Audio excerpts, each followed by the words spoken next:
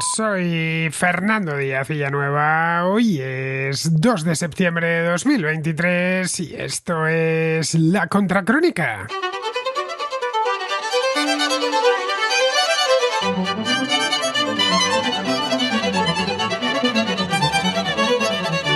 Bienvenidos al contraplano de vuelta, porque llevamos como 2 semanas sin poderlo hacer debido a mi mudanza. He cambiado el estudio, me lo he llevado a otro lugar y he tenido bastante lío. Bueno, lo sabéis los que seguís la contra en directo, que estuve, os lo conté el otro día en el directo en Twitch, que he estado como 2 semanas de aquí para allá. Ya sabéis lo que puede ser, lo estresante que puede llegar a ser una mudanza.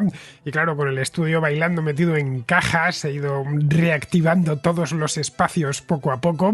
La contracrónica, como es lógico, fue el primero, luego la contrahistoria, los directos, la contra, en fin, las cosas que hago para vídeo, y el último ya es el contraplano y la contraportada la semana que viene. Nos quedamos antes de mi mudanza, quedamos pendientes un contraplano sobre Oppenheimer. Esto fue durante la primera o la segunda semana de agosto, una cosa así. Os comentaba en aquel momento que me habían llegado solo 4 notas de voz y que me parecía poco. Bien, fue decirlo y empezaron a caer una tras otra, así que las he ido guardando y las tengo aquí todas. Me han llegado un montón, os lo digo ya. Así que este contraplano va a ser más de los contraescuchas que ningún otro, porque voy a tratar de meter todas o casi todas, desde luego. Voy a recortar mucho mis intervenciones, a fin de cuentas. Ya sabéis lo que me parece la película Oppenheimer. A cualquiera que viese el vídeo que subí a mi canal de YouTube con Javier Rubio y Pablo Sanfeliu hace de esto mes y pico, a finales de julio, un poco después de que se estrenase la película, pues ya comentamos, tanto Javier como Pablo como yo, que nos había parecido, y yo la verdad salí muy contento del cine. Vamos, merecería quizá una contracrítica, ese espacio que hago para películas, que lo voy a reactivar también, por supuesto, ahora, películas y libros que me han gustado mucho para espacio en vídeo, eso sí, para que hable más detenidamente de ella. Pero el contraplano no es mi espacio, yo me limito a presentarlo. El contraplano es un espacio para quien está al otro lado, para los que escucháis el programa y por supuesto participáis de él. Si queréis participar, ya sea recomendándonos Oppenheimer, que por supuesto queda abierto, podéis seguir enviando vuestras notas de voz. Seguro que alguno quiere responder a lo que van a decir ahora en cuestión de minutos todos estos contraescuchas. Bien, pues si queréis hacerlo tenéis que enviar vuestra nota de voz al 690-82-7909. La duración de las notas de voz es de WhatsApp, os lo recuerdo. La duración, no hay un contestador ni nada por el estilo. La duración de las notas de voz es de aproximadamente 2, 3, 4 minutos, tratándose de películas, y solo os pido que se escuche bien, es decir, que no haya mucho ruido alrededor vuestro, porque si no puede resultar realmente embarazoso escuchar algo. Bien, pues dicho esto, pasamos ya al contraplano.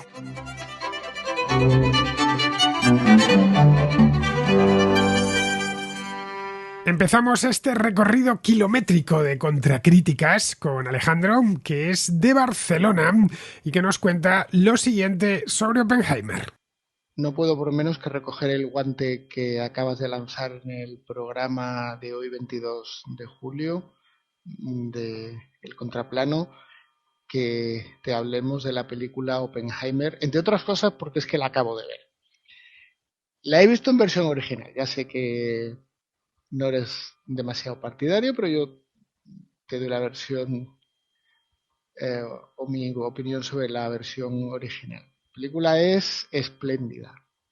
La verdad es que yo estaba un poco decepcionado por la última película de Nolan, la de Tenet, que no me pareció demasiado una historia demasiado complicada, demasiado artificiosa, y quizá esta sea dentro de su estilo narrativo, quizá una película mucho más convencional eh, de lo que venía haciendo hasta ahora. La verdad es que, pero bueno, cuenta la historia de cómo Oppenheimer aprende, digamos, sobre física cuántica en Europa. En Estados Unidos no había mucha gente que le pudiera enseñar física cuántica, cómo lleva ese conocimiento a Estados Unidos. Estudia, por ejemplo, con Niels Bohr, que lo encarna de manera intachable Kenneth Branagh, y cómo pues monta el proyecto Manhattan, cómo hay dudas sobre si realmente debe formar parte de este proyecto, porque él pues de alguna manera ha coqueteado con el Partido Comunista en Estados Unidos y tiene un montón de amigos en el Partido Comunista de Estados Unidos.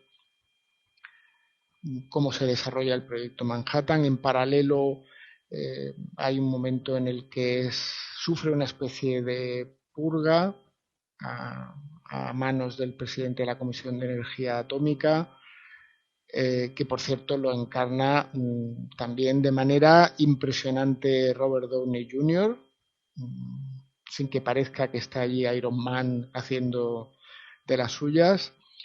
En general el reparto es extraordinario, y la dirección de actores y cómo te transporta a ese momento en la Segunda Guerra Mundial en la que, bueno, ante la posibilidad de que los nazis tengan la bomba atómica, ellos desarrollan una bomba atómica, como una vez que los nazis se rinden, pues cómo se toma la decisión de lanzar dos bombas atómicas sobre Japón, y cómo casi desde ese mismo momento Oppenheimer, que ha estado al frente de todo ese proyecto, empieza a tener todo tipo de dudas sobre el uso de esas bombas atómicas. La película se hace corta a pesar de las 3 horas, porque quizá es demasiado ambiciosa en todos los temas que trata. Proyecto Manhattan, esa purga que sufre Oppenheimer, como luego incluso ese presidente de la Comisión de Energía Atómica, como luego a su vez es denunciado delante del Senado. Hay muchas cosas a contar en la película, y la verdad es que las 3 horas se pasan en un vuelo. Creo que es una magnífica película. Seguramente es la apuesta de Nolan para intentar arrasar en los Oscars, porque al final a nadie le amalga un dulce, y ya tiene a la crítica, ya tiene al público, y ahora pues quiere los premios. Pero de verdad que es una película que merece la pena, que te crea, que te plantea dilemas morales sobre no alguna extraña idea que Nolan ha concebido, sino sobre algo que ocurrió hace 90 años y lo trae a la realidad. 80 años, me había pasado con los años. Bueno, pues un abrazo, yo te oigo cada día, y me encanta todo lo que haces.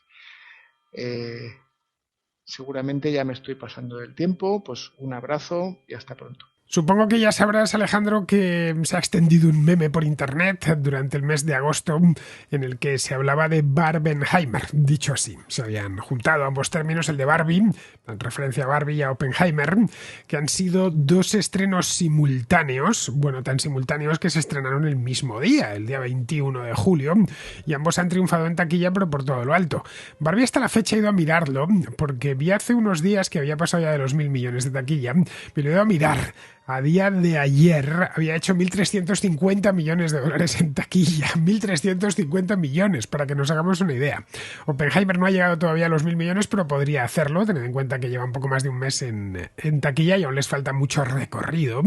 Ha hecho casi 800 millones. Bien, esto no es normal. No que una película haga 1.300 millones, eso sí es más normal. El taquillazo del año suele hacer eso, incluso más, ¿no?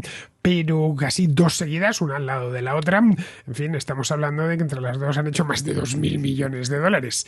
2 taquillazos semejantes en poco más de un mes. Ya digo, se estrenaron ambas el mismo día. No sé si fue a la misma hora, el 21 de julio. Esto es algo muy anormal. El año pasado, para que nos hagamos una idea, Top Gun Maverick, esta de Tom Cruise, hizo casi 1.500 millones, pero claro, necesita un año para hacerlo. Algo parecido sucedió con el gran taquillazo de antes de la pandemia, porque las taquillas de los años 2020 y 2021 tampoco nos dicen mucho, teniendo en cuenta que no se podía ir al cine, no se podía ir de aquella manera, o estaban cerrados, ¿no? La última del año previo a la pandemia, la película más vista en todo el mundo fue Avengers, esta de superhéroes, que hizo algo más de 2.000 millones en todo el mundo. Vamos, que lo de Barbie Oppenheimer, lo de Barbenheimer, Oppenheimer sucede de este mes de agosto, sucede una vez cada cierto tiempo. Y por cierto, estamos ya en septiembre y los cines siguen llenos. Yo vivo en el centro de Madrid, donde hay cines, y cada vez que paso por delante veo que no es habitual. Me alegro por los dueños de las salas, ¿no? Que han tenido un verano mágico con esto de estas dos películas que les han caído. Me consta que mucha gente ha visto Oppenheimer y Barbie, y otros han visto una de las dos. Yo solo he visto Oppenheimer. No he ido a ver Barbie, aunque me han dicho que la vaya a ver. Yo pensaba que era una película para niños, para niñas, exactamente, pero me han dicho que no, que es una película para adultos. Igual me animo, pues solo por el hecho de verla, porque está todo el mundo hablando de ella. Pero bueno, me alegro, Alejandro, pues eso, de que te haya gustado tanto. Yo, como decía antes, mi opinión ya la di cuando fui a verla en julio en compañía de Javier Rubio y de Pablo Sanfeliu. Grabé incluso un vídeo en la puerta del cine para comentar mis primeras impresiones. Me pasó algo parecido a lo tuyo, salí completamente entusiasmado de la sala y la verdad, lo dije ya en su momento, lo vuelvo a repetir, se me hizo corta. Bien, seguimos con Ángel, que es de Valladolid y que nos cuenta lo siguiente sobre Oppenheimer. Te escribo para tu programa de películas. Estuvimos viendo Oppenheimer el día del estreno. A mí me pareció un poco larga. Tiene dos partes. Una es el desarrollo del descubrimiento de la bomba atómica y su vida privada, que me pareció muy interesante. Y otra es una suerte de juicio que tuvo 15 años después sobre su presunta implicación en fuga de datos hacia la Unión Soviética, sobre su izquierdismo, que es verdad que fue kafkiano, pero está contado con excesivo detalle y a mí se me hace pesado. A mi juicio le sobra media hora de esta segunda parte que se va alternando con constantes flashbacks. Por lo demás es una película interesante. Gracias. Pues sí, Ángel, efectivamente es larga, dura 3 horas, 180 minutos exactos, pero está tan bien hecha que se pasa volando. A mí se me pasó volando. Esto evidentemente pues cada uno es un mundo, ¿no? A mí hay películas que a gente le gustan, pero se les hacen, a mí se me han hecho eternas y viceversa, ¿no? Aquí vemos que a Ángel le parece larga, a mí me parece incluso corta. Si no me meten media hora más, ni me hubiese enterado. Y si me mete una hora más, bueno, me hubiese enterado porque hubiera necesitado ir al servicio. Si no, tampoco me hubiese enterado de lo bien que estaba hecha. Respecto a lo que comentas, Oppenheimer son realmente dos películas sobre el mismo personaje ensambladas, pero muy bien ensambladas. Eso de la narración no lineal es una cosa pero que muy de Nolan. Bueno, la narración no lineal y jugar con la línea cronológica. Esto es algo que a Nolan le encanta hacer.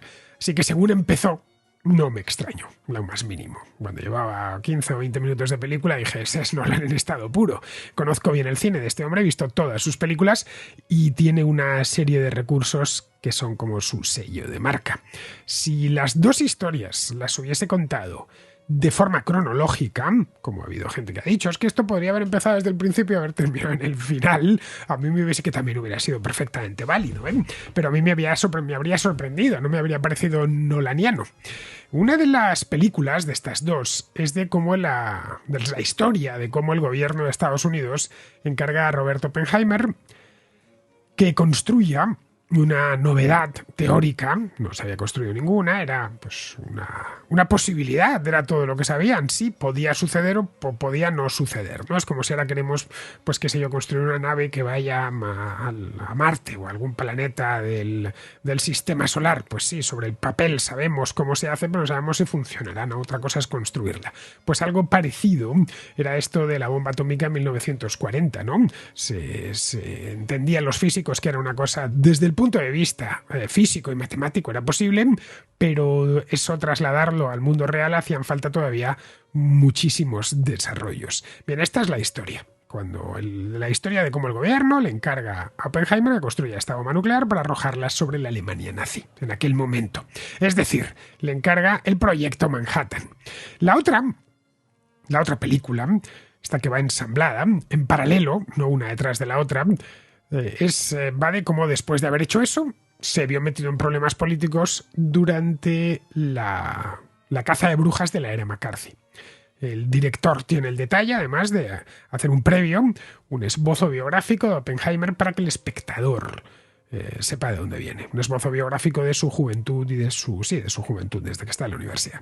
Sepa de dónde viene. La película, de hecho, comienza en la época de estudiante de Oppenheimer, que está en Cambridge, donde no funciona la cosa, en Gotinga, luego en Alemania. Eso le permite a Nolan perfilar al protagonista e introducir, además, y esto es importante, una serie de personajes que tienen su importancia luego en la historia. O su mujer, por ejemplo, Kitty Puenning, o su amante, nuestro papel importante, ¿no? Que es Jan Tatlock, el físico Ernest Lawrence, que se terminó llevando el premio Nobel, o Niels Bohr, el físico danés. Todos estos los introduce en la primera parte de la película. Podría haberse limitado a contar solo una de las películas. Eso es lo que ha dicho gente, ¿no? ¿Y por qué no cuenta el proyecto Manhattan y con eso basta? Es decir, el proyecto Manhattan, la bomba atómica. Pero ten en cuenta que eso deja muy corta y muy coja, sobre todo, la historia de Oppenheimer, que cuando terminó la guerra era lo más parecido a un héroe nacional, al que la política primero promueve, luego baja del pedestal y luego condena al olvido hasta casi el momento de su muerte, que es cuando empieza a ser poco a poco rehabilitado. Por eso había que contar su caída, era inevitable. Y Nolan lo hace de forma magistral, en blanco y negro, planos muy cortos y una trama propia de cine político, más que biográfico. Bien, vamos ahora con David, que está en Polonia y que nos cuenta lo siguiente sobre esta película. Hola Fernando, te mando un audio para el contraplano sobre la película de Oppenheimer, que comentaste en el último contraplano que sería una buena película para tratar, además de que ibas a verla en el cine próximamente. Yo fui a verla justo ayer, el día de las elecciones en España, que bueno, dije, es el día perfecto porque bueno, vas a la sesión de las 8 y cuando sales a las 11 de la noche ya está todo escrutado y sabes el resultado, no tienes que estar pendiente, ¿no?, de cómo han ido las elecciones. Y bueno, sobre la película, comentar un par de cosas. Yo vivo en Polonia, me la vi en versión original y creo que me gustaría verla de nuevo en versión doblada al español. Cuando vaya a España creo que iré a verla.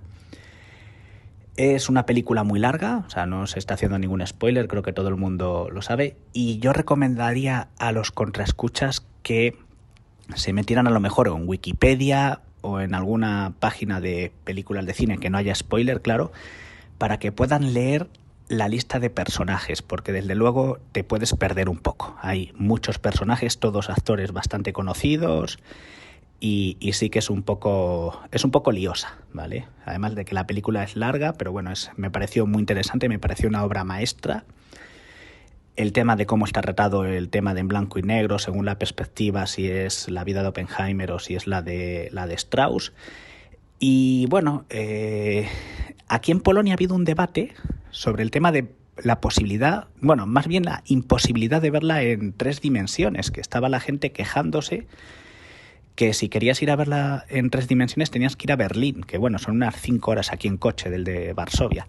Yo personalmente creo que la película llama más la atención por cómo está montado el tema del sonido.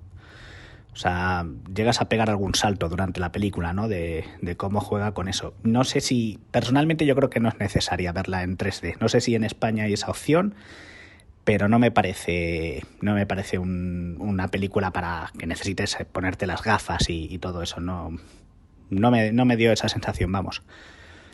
Y bueno, me gustaría sobre todo comentar el papel, me pareció perfecto, de Cillian Murphy y de la que hace el papel de su esposa. Me parece creo que es Emily Blunt, si no estoy equivocado. Y bueno, me parece que están espectaculares, aunque bueno, todos los actores, Robert Downey Jr., o sea, todos perfectos. Y nada, recomiendo la película, eso sí, que es larga y bueno, que se vean un poco la lista de personajes, ¿no?, por el tema de la gran cantidad que hay. En el cine, aquí donde estaba yo viéndola, en Varsovia, ha habido gente que se ha ido, que no sé, le pareció a lo mejor muy pesada. A mí, desde luego, yo la disfruté. Pero sí que hubo gente del cine. El cine estaba hasta arriba, pero, por ejemplo, la gente que estaba a mi lado, una pareja de chicos polacos, se fueron. Mi novia, que la estuvo viendo, le pareció un poco pesada también. Al final tenía ya como ganas de irse. A mí me pareció, sobre todo el final, espectacular la conversación con Einstein. Y nada, recomiendo a los contraescuchas que la vean y y que la disfruten, de verdad. Un saludo, hasta luego. Pues mira, David, harás bien en verla en versión doblada. Cualquier película gana doblándola al español, porque te acercan a los actores mucho más y además los actores de doblaje suelen tener mejor voz que los actores que aparecen en pantalla, por regla general, ¿eh? Pero bueno, este ya sabes que es otro debate. Respecto a si ganaría algo en 3D, pues no sabría decirte. A ver, Nolan suele filmar por regla general, no es que todas las hayas hecho así, desde luego Following no la hizo así porque la hizo con muy poco dinero, pero vamos, suele filmar en películas de 65 milímetros, a veces en 70, es decir, perfecto para darse en cines IMAX. Yo Oppenheimer no la he visto en IMAX, sino en un cine normal, en el Proyecciones de Madrid. En Madrid sí hay algunas salas IMAX, pero están todas a las afueras y a mí me gusta ir al cine andando, o como mucho en metro.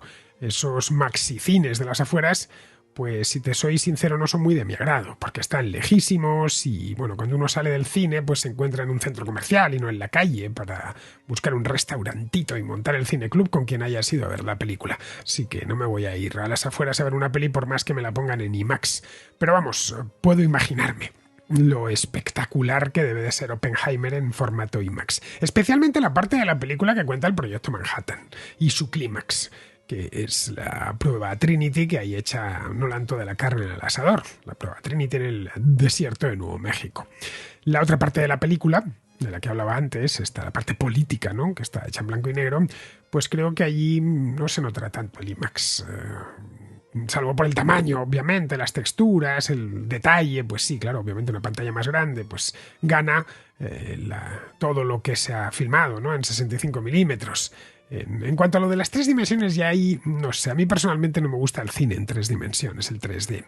Es algo que nunca me ha gustado, ya que nuestro cerebro cuando ve una película está viéndola en 3 dimensiones, no está viéndola plana. Y creo que simplemente ya te ha hecho el engaño, ¿no? Ya te ha hecho el engaño. El cine per se es un gran engaño, empezando por el movimiento, por la persistencia retiniana, pero es que tú estás viendo una película y estás viéndola en 3 dimensiones. Bueno, que una película, y cuando hago yo un vídeo de YouTube que voy a la bicicleta por Madrid, me estáis viendo en 3 dimensiones, no me estáis viendo en plano, como un dibujo animado, ¿no? Así que no creo que haya que añadir ningún tipo de trampantojo más, y mucho menos que eso, estas gafas que te tienes que poner, en fin, que terminan siendo una incomodidad y que uno termina saliendo mareado de la película.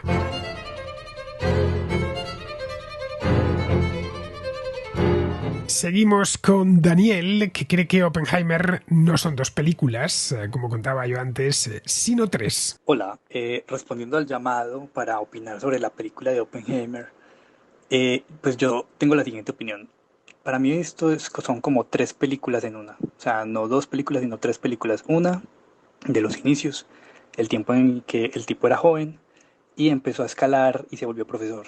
La segunda, ya de todo el proceso del laboratorio en Los Álamos. Y ya la última, la parte del thriller político en el que pues lo persiguen y le hacen como todo el juicio. Para mí esas son como las 3 formas de vivir la película, porque es que solo 2 películas, en realidad uno nota que cada una de estas secciones es como, si la película dura 3 horas, es como cada hora es una película.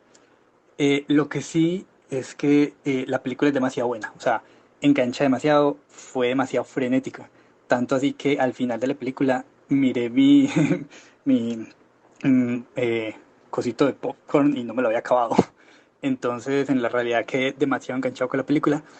Pero, sin embargo, yo le pondría una calificación solo de 7/10, por varias razones. La primera es que es demasiado frenética. Es tan frenética que uno no alcanza a digerir nada. O sea, yo creo que, sinceramente, necesito una versión extendida de la película. Yo creo que con la versión extendida posiblemente reivindiquen como ese problema. Y lo segundo que definitivamente no me gustó es que en la parte del thriller político, como se centran tanto en la parte como interpersonal o interna de Oppenheimer, y de toda la parte del juicio político, dejan muy de lado como toda la parte que tiene que ver con Japón. O sea, sinceramente me chocó mucho que no mostraran absolutamente nada de Japón. O sea, los japoneses, uno entiende que en ese momento el odio de los gringos hacia los japoneses era como demasiado alto. También existe pues como relatos de como más adelante, no sé si en esa época, pero no exactamente, no sé el año, pero sé que a los japoneses los encarcelaban en campos de concentración en esa época. Entonces uno entiende pues como que desde una visión muy estadounidense, ellos básicamente para ellos los japoneses eran escoria.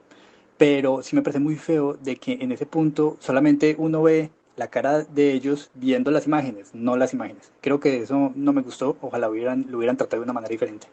Pero sí, por todo lo demás, a pesar de lo buena de la película, yo le pondría un 7/10.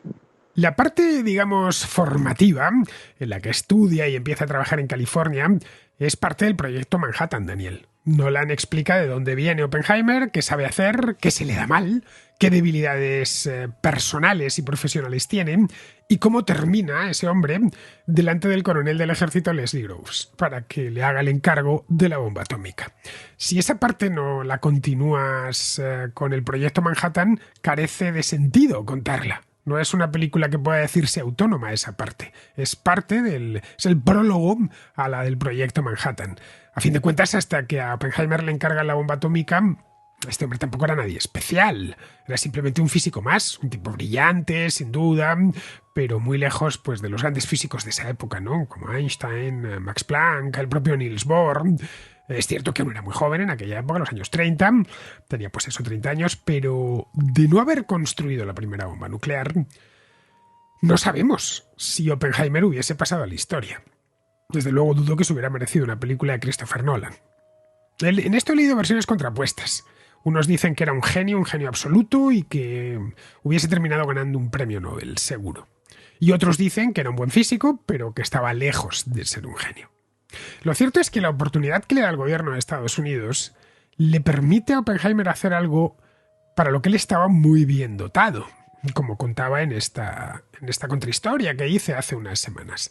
Fue organizar un equipo de científicos, que no solo incorporaba físicos, también otro tipo de disciplinas, muy variadísimo, fijarles un objetivo común, llevárselos a todos a un pueblo perdido en el desierto y levantado desde cero, y en menos de 3 años tener listo pues un prodigio como una bomba atómica plenamente operativa. De modo que era necesario hacer imprescindible, hacer una introducción biográfica para que el espectador supiese quién era aquel hombre y qué era lo que le movía personal e intelectualmente. En cuanto a lo que comentas de que evita la bomba de Hiroshima y la de Nagasaki, estas solo se ven salir de los Álamos, a bordo de 2 camiones, en uno de los planos. Pero es que no fue Oppenheimer quien las arrojó. Él se limitó a desarrollarlas, bueno, él y todo su equipo, obviamente.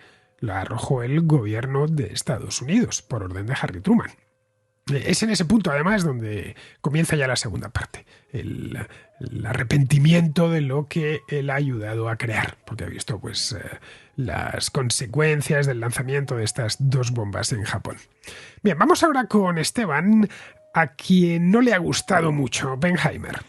Hola Fernando, yo voy a dar la nota discordante respecto a esta película. Mi comentario no es independiente de todas las críticas y comentarios previos sobre la misma, los cuales en su gran mayoría la tildaban de excelente, magnífica, etcétera. Con lo cual, en mi caso, iba con determinadas expectativas que luego no se cumplieron. Bueno, por una parte, yo creía que la misma se iba a centrar más en el proyecto Manhattan. Bueno, por esa parte no puedo decir nada porque la película no es más que una biografía de Oppenheimer y ya lo deja traslucir en el mismo título. Aunque creo que luego de verla el título más apropiado hubiera sido Oppenheimer y Strauss. Sobre este tema del proyecto Manhattan ya hubo una película a fines de los 80, Fabricantes de Sombras o Creadores de Sombras en España, que ya pasó por el contraplano el 11 de diciembre de 2021, que si bien visualmente debe ser bastante inferior a Oppenheimer, es bastante más estricta desde el punto de vista científico e histórico. Y bueno, sin duda que que los directores se toman y deben tomar y son aceptables tomarse un montón de licencias narrativas.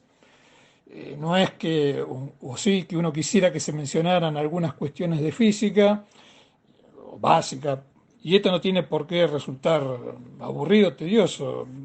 Vaya como ejemplo la serie Chernobyl, que dedica un capítulo entero a hablar de reactores nucleares, sino que las pocas menciones que aparecen son totalmente estereotipadas. Vienen como ejemplo cuando, no sé, se enteran que en Alemania han logrado habían interpretado la fisión del uranio y Oppenheimer agarra una tiza, esboza unas ecuaciones sobre un pizarrón y ya deduce que hasta se puede hacer una bomba. O cuando lo alcanzan al personaje de Einstein, que está bastante traído de los pelos en la situación que lo ponen, unos papeles para que revise a ver si la atmósfera se va a incendiar o va a fusionar toda. De hecho, es tan superficial lo que trata la película sobre el desarrollo de las bombas atómicas que hizo que cometieras un pequeño error en la contrahistoria sobre este tema. Hace tiempo, en una contrahistoria, un oyente te había preguntado por qué no se había probado la bomba de uranio y sí la de plutonio. Gran parte de la respuesta se la diste vos en su momento al decir que no se tenía mucha confianza con el dispositivo de implosión que era necesario para la bomba de plutonio. Al contrario, en la bomba de uranio, la masa crítica se logra disparando a través de un cañón una masa de uranio sobre otra. De ahí viene, si uno ve la fotografía, la forma alargada de Little Boy, que es la bomba que se arrojó en Hiroshima, y la forma más esférica de Fat Man, que es la bomba de plutonio que se arrojó sobre Nagasaki. Sin entrar en muchos detalles, un dispositivo similar del tipo este de cañón, de disparo de cañón, para una de plutonio, haría que tuviese una detonación prematura. Por otra parte está el enfoque este del héroe contra el villano, me parece que hace la película, que hace cierto hincapié en algunos aspectos de los personajes y obvia otros, ¿no? Tampoco me resultan muy verosímiles algunas escenas como cuando está en el Comité de Energía Atómica y hay un abogado que lo ataca a gritos pelados por un muy entendible cambio de opinión sobre el desarrollo o no de la bomba de hidrógeno. Y por último hace ahí una fructicidad de postre, una alusión errónea sobre Kennedy, cuando es el comité en el Senado para el nombramiento de Strauss, que dice que él se abstuvo, y no, al contrario, él votó en contra, pero votó en contra junto con otros 46 senadores demócratas, lo cual era bastante de esperar para un candidato a presidente en las próximas elecciones, un candidato de la oposición en ese caso.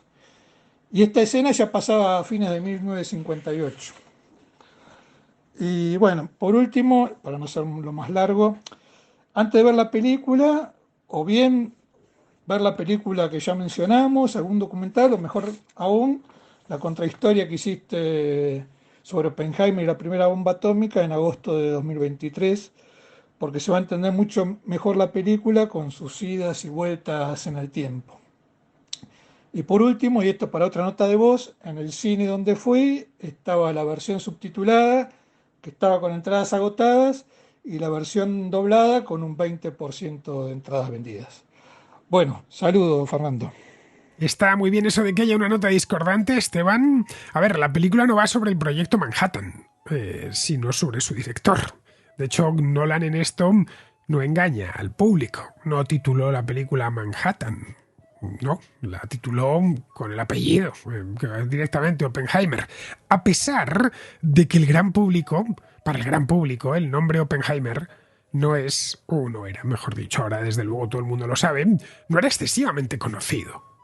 El proyecto Manhattan tampoco es que fuese muy conocido, esa es la verdad, pero sí que era conocido de sobra que los estadounidenses crearon la bomba atómica durante la Segunda Guerra Mundial y en agosto de 1945 la lanzaron 2 veces seguidas sobre Japón. Y eso les dio la victoria en la guerra, pues casi en el acto. Esto lo sabe cualquier persona que haya pasado por el colegio, por la escuela. No sabe en qué consistió la bomba atómica y la destrucción que causó y cómo ayudó a terminar la Segunda Guerra Mundial, al menos la parte del Pacífico. En Europa ya había terminado en mayo. Y que eso hubo alguien que lo desarrolló, que fueron unos físicos muy inteligentes, muy listos y que consiguieron tirarlo para adelante. Bien, no va sobre el proyecto, va sobre el director del proyecto. Luego, en cuanto a lo que comentas de las inexactitudes científicas, a ver, recuerda que es una película, esto es importante. El director está obligado a condensar y a tomarse licencias. Eso es clave. De lo contrario, sería un documental. La física, además, no es precisamente una disciplina sencilla. Es, de hecho, de las más áridas y difíciles que uno puede imaginar. No sé tú, pero Yo cuando veo una pizarra de esas que los físicos llenan con letras y con números, letras que además no sé ni cuáles son, me siento hasta vértigo. Me parece una lengua extraterrestre. Contar una historia de físicos o de matemáticos es muy complicado. Contarla en el cine. También si la quieres escribir, incluso si la quieres contar. Ojo, en este caso era una historia de ficción, vamos. No es de ficción, es una basado en una historia real, pero tenían que interpretarlo con actores, etcétera, y tenía que ser nada más interesante y mantenerte pegado a la pantalla. Todavía no era ni siquiera un documental. Bueno, yo hice una contrahistoria sobre Oppenheimer y me devané los sesos y aun con todas me equivoqué, que tuvisteis que llamarme la atención, pero bueno, era algo que suponía que me iba a pasar, que en algún momento, y eso que me lo había apuntado todo en la libreta con mucho cuidado, pero es que ni yo mismo me estaba enterando. Ese es el problema que tiene la física, que es una materia reservada a unos pocos cerebros privilegiados. Yo no estoy entre ellos. Me da la impresión que Nolan tampoco, así que lo que tuvo que hacer es reducir lo más mínimo. Caray, cualquier cosa que vayas a contar sobre que tenga como protagonista un físico, también un matemático, es complicadísimo, porque las materias que trabajan también lo son. Recuerda aquella que Ron Howard hizo sobre John Nash hace 20 años. Está una mente maravillosa con Russell Crowe. Solo hay que echar un vistazo a las definiciones formales del equilibrio de Nash para que te quedes bizco. No entiendes absolutamente nada. No puedes ni leerlo, ni decir exactamente, no ya entenderlo, ni decir qué caracteres son esos que hay escritos en la pizarra. Pues algo similar sucede con esto Oppenheimer. Es más, creo que Nolan ha resuelto el asunto científico bastante bien, convirtiéndolo en algo comprensible para la mayor parte de la gente. Bien, vamos ahora con Pedro, que es de México, que es físico y que ha visto la película en calidad de tal. Te vengo escuchando desde básicamente el nacimiento de la contrahistoria y bueno, la primera vez que me animo a mandar un audio. Y para decirte también y felicitarte por tus excelentes programas. Pero bueno, de lleno a lo de Oppenheimer. Como físico, obviamente me encantó porque estoy también sesgado por lo que estudié. Pero creo que hay unos guiños que probablemente algunos entendieron y otros no. El primero es esas como ondas de luz que aparecen, que hacen referencia a dos cosas en particular. Una es a los orbitales, ya sean a los orbitales atómicos o a los orbitales moleculares, que es justamente uno que se obtienen a partir de la aproximación de Bohr-Oppenheimer que bien habías comentado durante la contrahistoria pasada. Ahora, otro punto importante que no se da a explayar Nolan, y entiendo que es porque es una película de biografía, no de ciencia, es el hecho de que durante esos 3 años se avanzaron probablemente 50 años de estudio científico y tecnológico que hoy en día se sigue utilizando, sobre todo en medicina y obviamente en el armamento militar. Pero bueno, eso es lo que quería aportar, sin decir de más que, como muchos dirán, la película es excelente. Creo que la narrativa es grandiosa y la música te hace vibrar y cambiar de sentir solamente cuando el tipo está o escribiendo o está caminando. Es sumamente increíble. Pero bueno, muchas gracias y espero que hayan disfrutado la película tanto como yo. Según he podido leer por ahí, Oppenheimer, la película en sí, el propio Nolan contó con un equipo de asesores científicos muy completo para elaborar el guión y desarrollar todo el proyecto, ¿no? No quería equivocarse Nolan, ni que le acusasen de haberse inventado los desarrollos científicos, ni de haberse tomado demasiadas licencias. Algunas evidentemente se las tiene que tomar, pero vamos, no querían que, como pasó con Interestelar, vamos, que los astrofísicos le aplaudieron, dijeron, por fin, algún director de cine hace una cosa bastante seria, ¿no? Cuando un director se mete en una historia cuyo fondo es complicado, tiene 2 desafíos por delante. El primero, más o menos entender qué es lo que hizo el protagonista. El segundo, masticarlo y digerirlo para que luego regurgitarlo para que lo entienda casi cualquiera, que vaya a ponerse delante de la pantalla. Algo parecido a lo que le sucede al divulgador, que tiene que tomar muchísimo conocimiento, a veces complicado, especialmente si es científico, masticarlo, digerirlo y sacarlo y ponerlo en páginas para que cualquier persona lo entienda. Bien, ambas cosas las hizo muy bien. Nolan a la vista del resultado final. Recuerda que los conocimientos de física de Nolan pues son los mismos que los míos, es decir, ninguno. Él, por lo que yo sé, estudió literatura en la universidad y luego ya se especializó en cine.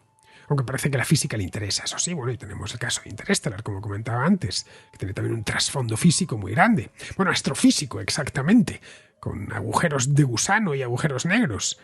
Para aquella película también necesitó Nolan mucha asesoría.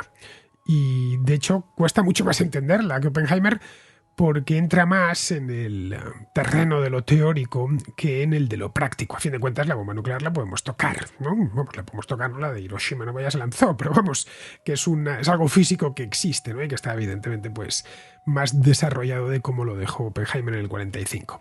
Bien, vamos ahora con Jordi, que es de Tortosa y que pone una de cal y otra de arena a esta película. Mira, quisiera agarrar el guante que has soltado al respecto de la película Oppenheimer y quisiera hacer una pequeña reseña también en relación a este tema, ¿vale? A ver, es una gran película, esto es innegable. Es un personaje histórico muy interesante, es un director que hace un poquito de películas de arte y ensayo, ¿no? Es decir, tiene un estilo propio y tal, pero que realmente es una película que se puede ver, que hay dos tramas paralelas usando diferentes, es el blanco y negro y el color, yo lo veo genial. El elenco de actores es muy bueno, pero bueno, ahora me toca hacer un poquito de algún defecto que le he encontrado, ¿vale? Permitidmelo, ¿vale?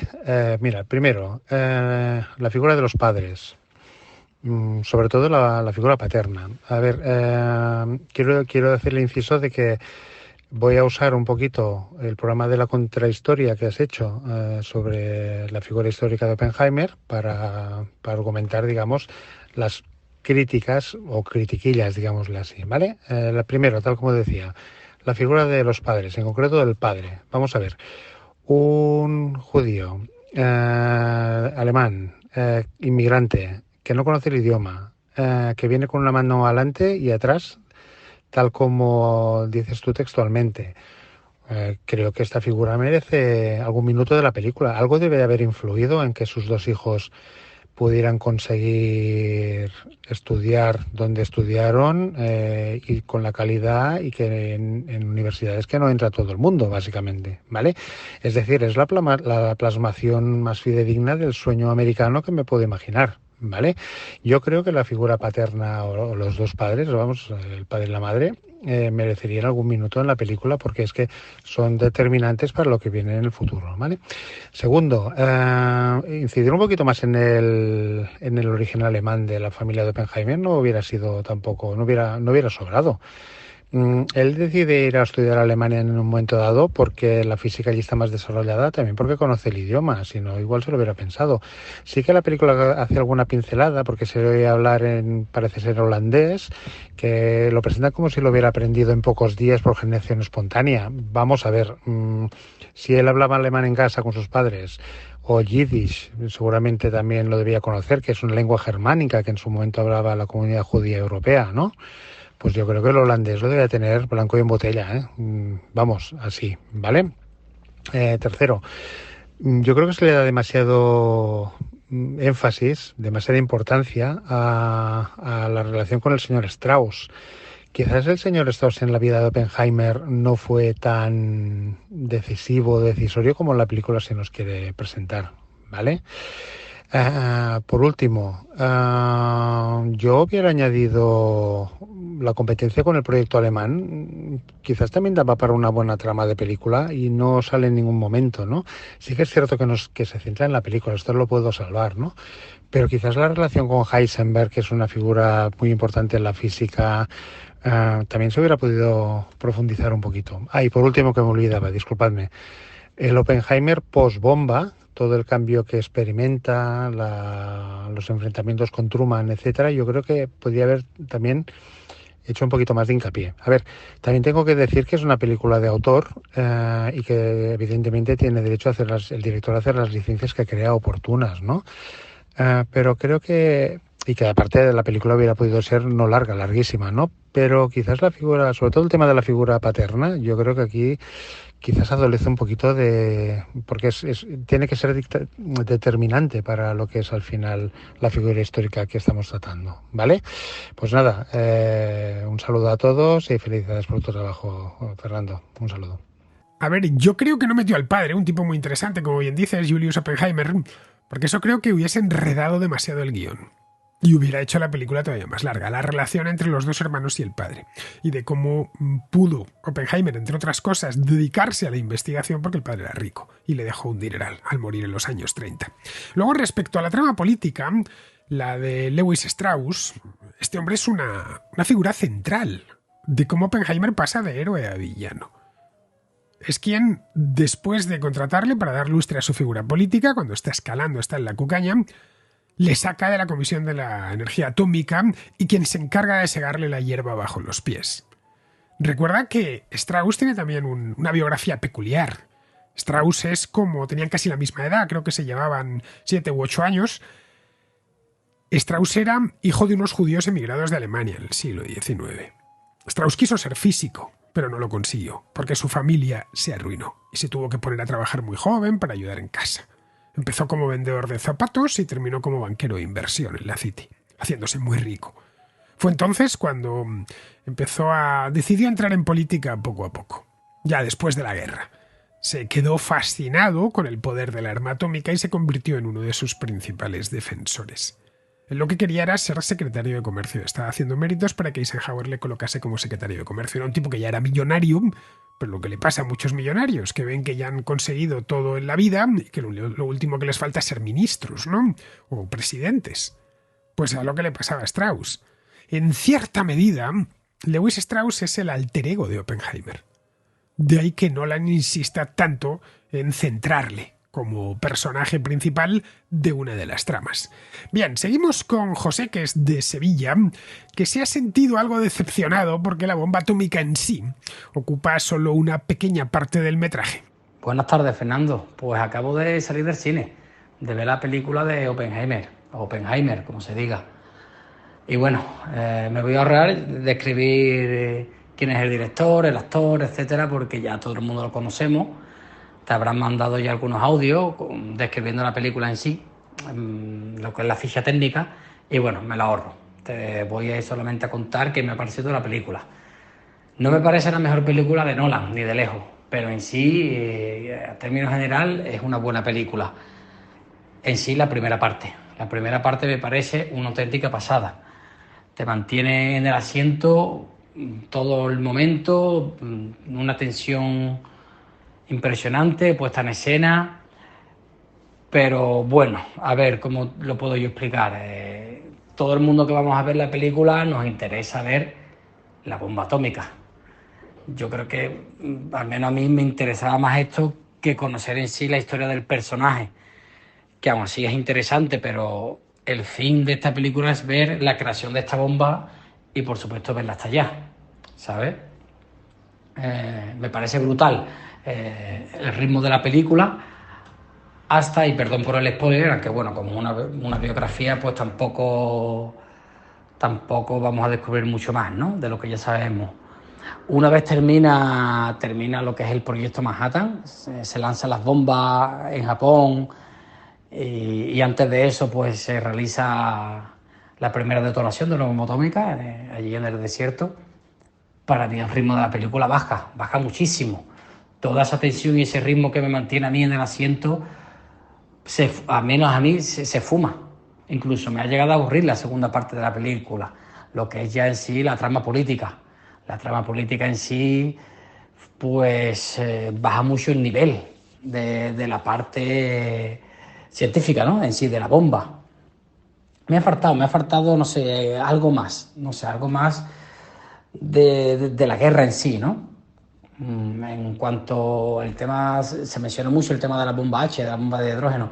Me faltó quizás que pusieran, pues al final, los créditos o antes de que terminara la película, este famoso vídeo, ¿no?, que sale detonándose la bomba en el Pacífico, o incluso ver lanzar las bombas a Hiroshima y Nagasaki, que aunque la hayamos visto, pues bueno, creo que ha faltado eso en la película, aunque supongo que por temas de respeto, ¿no?, hacia Japón, pues quizás no lo hayan hecho, no lo hayan rodado así, lo que lo entiendo.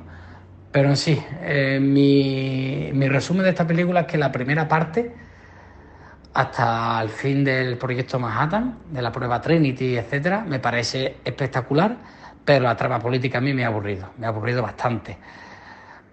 Un poco larga para mí la película. Y bueno, esa ha sido mi crítica de esta película, que como digo, para mí no es la mejor de Nolan ni de lejos. Ahí tenemos Origen, tenemos la saga del Caballero Oscuro, sobre todo su segunda película, que me parecen mucho mejores. Y por no nombrar ni Interestelar, que me parece también brutal. Pero bueno, un saludo. Bueno, José, como decía antes, la película no se titula La bomba atómica, sino Oppenheimer. Es un biopic. Es la historia de un físico del siglo XX que ha pasado a los anales por haber construido la primera bomba atómica en un laboratorio secreto de Nuevo México, en el de Los Álamos. Ese fue su papel en la guerra. Un papel importantísimo, sin duda, pero él no estuvo en el frente, ni visitó Europa o el Teatro del Pacífico. La guerra que hicieron los científicos del Proyecto Manhattan fue muy tranquila. Estaban allí recluidos, desarrollando una bomba que no sabían si iba a funcionar. Se habían llevado más allá a sus familias, tuvieron hijos, tuvo un boom de natalidad aquel laboratorio durante esos 3 años que existió el Proyecto Manhattan. Claro, tampoco es que los científicos tuvieran mucho más que hacer al caer la noche, ¿no? Estaban allí metidos, haciendo un trabajo difícil. Era conseguir que estallase algo que solo había estallado en su mente y en el papel, ¿no? Y esto es algo con lo que Nolan se detiene con la prueba Trinity. A eso sí que le dedica minutos. Que, como decía antes, es el clímax de la película. Pero ahí se acabó su trabajo y así se lo hicieron ver las autoridades. Le entregaron una medalla y le desearon lo mejor, utilizando su figura, eso sí, como propaganda de guerra. Como Estados Unidos ha prevalecido no solo porque tenemos a los soldados más valientes, sino también a los científicos mejor preparados y más inteligentes del mundo. Es decir, somos el actor hegemónico por méritos propios, porque tenemos a los mejores en todo. También en esto. Además hemos desarrollado la primera bomba atómica, que es el arma definitiva. Y nadie más la tiene. En el 45 no la tenía nadie más. Hasta que en el 49 hacen la primera prueba los soviéticos. Estados Unidos en ese momento es intocable. Tiene un arma que no tiene nadie más. Y el padre de ese arma es un tipo llamado Robert Oppenheimer. Y se convierte en alguien conocido, muy popular, que aparecía en la prensa, que es la revista Time, etc. Y en las revistas. Esto abrió ya la última etapa de su vida. La de un científico respetado, al que incluyen en una comisión importante, como era la Comisión sobre Energía Atómica. Hoy nos puede parecer que no lo es tanto, pero en aquel entonces, en el año 50, lo era. Estaban viendo hasta dónde querían llevar este arma. Sobre todo a partir del 49, que es cuando los soviéticos la desarrollan por su cuenta. Pero sale de esa comisión y de la condición de héroe tras una trama política muy turbia en la que le acusan, pues nada menos que de espía, de traidor, de estar pasando información a la Unión Soviética. En un momento de especial psicosis en los Estados Unidos, el matrimonio Rosenberg, que es de esa misma época, la caza de Bruchheits. Vamos, no puedes, es imposible, contar una biografía de Robert Oppenheimer sin contar todo lo que pasó después de la guerra. Y sin contar las maniobras que hizo Lewis Strauss contra él. Es imposible directamente, se te queda completamente coja la biografía de Oppenheimer. Bien, pues ya terminamos, vamos con Chimo, que es de Valencia, y que nos cuenta lo siguiente. Saludos, Fernando, saludos contraescuchas. Este es un audio para el contraplano en relación a la película Oppenheimer. Fui a verla el miércoles pasado con mi pareja a un cine enorme que hay en Valencia, creo que también hay en Madrid y en algún otro lugar, que se llama Kinépolis, está concretamente en Paterna. El cine estaba llenísimo, había una cola enorme para entrar y todas las salas de Oppenheimer estaban llenas. Nosotros íbamos a la de versión original, que normalmente está un poco más vacía. Estaba llenísima, pero estaba llenísima desde la semana anterior, que ya intentamos acudir, pero acudimos. Lo que pasa es que nos tuvimos que volver porque no había entradas en ninguna de las salas. Kinépolis es un cine con 24 salas enormes, con muchas butacas, y no pudimos verla. no pudimos verla ni en versión original, ni para ninguna sesión.